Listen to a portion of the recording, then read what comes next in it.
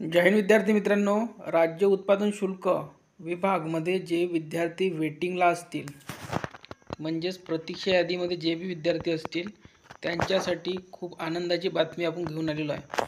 कारण की वरील जे पण विद्यार्थी आहे एकूण हे 17, त्यानंतर पुढे हे 5 आणि हे 4 असे विद्यार्थी हे जॉइनिंगसाठी बोलवण्यात आलेले होते। केव्हा तर बघा, वरील सर्व उमेदवारास या विभागात त्यांना 14/10/2024 रोजीच्या आदेशान्वये नियुक्ती दिलेल्या ठिकाणी हजर होण्यास 31/12/2024 पर्यंत मुदतवाढ देण्यात येत आहे।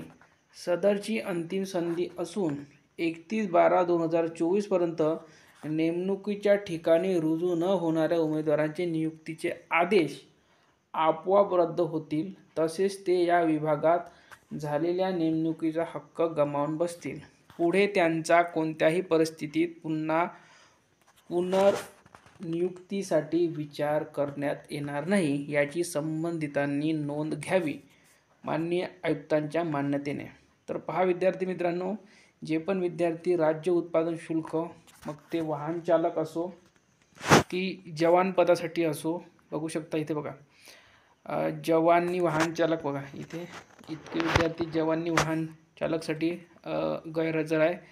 त्यानंतर जवान्या पदासाठी बघा, त्यानंतर पुढे जर बघायला गेलो आपण आणखी जवान पदासाठी बघा, त्यानंतर पुढे बघा, असे विद्यार्थी भरपूर सारे गैरहजर राहिलेले आहेत जॉइनिंगसाठी।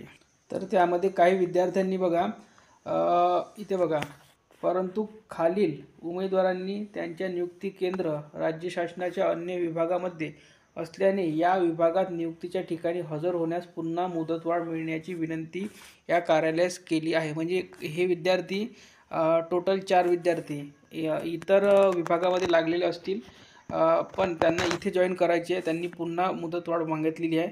आणि काही विद्यार्थी बघा, जे विद्यार्थी 5 आहे टोटल, तसेच खालील उमेदवार प्रत्यक्ष नियुक्तीच्या ठिकाणी हजर झालेले नाही, तसेच त्यांनी मुदतवाढ मिळण्याबाबत विनंती केलेली नाही आहे। म्हणजे हे 5 विद्यार्थी यांनी विनंती केलेली नाही की आम्हाला पुन्हा मुदतवाढ द्या म्हणून। 5 आणि हे टोटल म्हणजे टोटल 17 विद्यार्थ्यांनी विनंती केलेली नाही आहे।